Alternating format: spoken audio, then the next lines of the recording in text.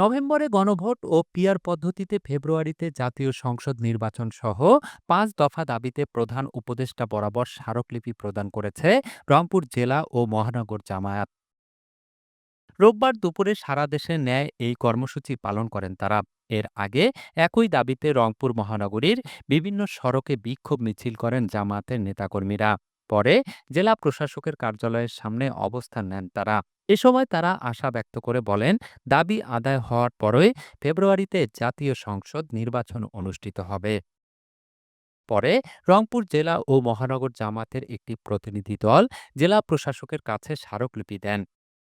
গত ৩০শে সেপ্টেম্বর কেন্দ্রীয় কার্যালয়ের আলফালা মিলনায়তনে সংবাদ সম্মেলন করে ১ থেকে ১২ই অক্টোবর পর্যন্ত কর্মসূচি ঘোষণা করেন দলটির সেক্রেটারি জেনারেল মিয়া গোলাম পরোয়ার।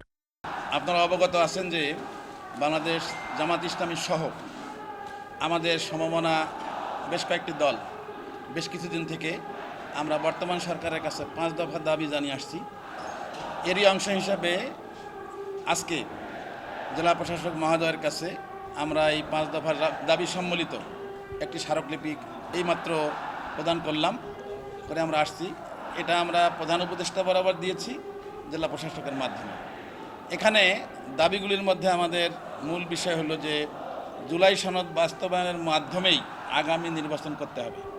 দ্বিতীয় হলো যে সংসদের উভয় কক্ষে, উচ্চ এবং নিম্ন কক্ষে পিআর পদ্ধতি চালু করতে হবে। তৃতীয় হলো যে সবার জন্য নির্বাচনে একটি প্লেয়িং ফিল্ড তৈরি করতে হবে। ৪ নম্বর হলো যে শেখ হাসিনা সহ তার দোসরদের দৃশ্যমান বিচার করতে হবে।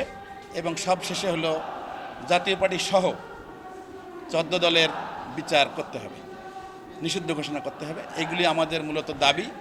এই দাবি সম্বলিত আমরা স্মারকলিপিটা এইমাত্র দিয়ে আসলাম। কারণ আমরা বেশ কিছুদিন থেকে লক্ষ্য করছি যে বর্তমান সরকার গত বছরের আন্দোলনের ফসল। এই সরকারের কাছে জনগণের কিছু মৌলিক চাওয়া আছে। এই দাবিগুলিও সেই চাওয়া পাওয়ারই অন্তর্ভুক্ত। কারণ বর্তমান আমাদের দেশের মানুষ অনেক আশা নিয়ে এই সরকারকে ক্ষমতায় বসিয়েছে। আমাদের দেশের মানুষ সর্বাগ্রে যে জিনিসটা চায় সেটা হলো যে এই হাসিনা সহ তার দোসরদের বিচার চায়। সব জায়গায় আমাদের কোর্ট কাছারি অফিস আদালতে সর্বত্রই যেখানে যত বৈষম্য আছে এই বৈষম্যগুলো দূর করতে চায়। এবং একটি সুষ্ঠু সুন্দর গ্রহণযোগ্য নির্বাচন কিন্তু এদেশের মানুষের কাম্য।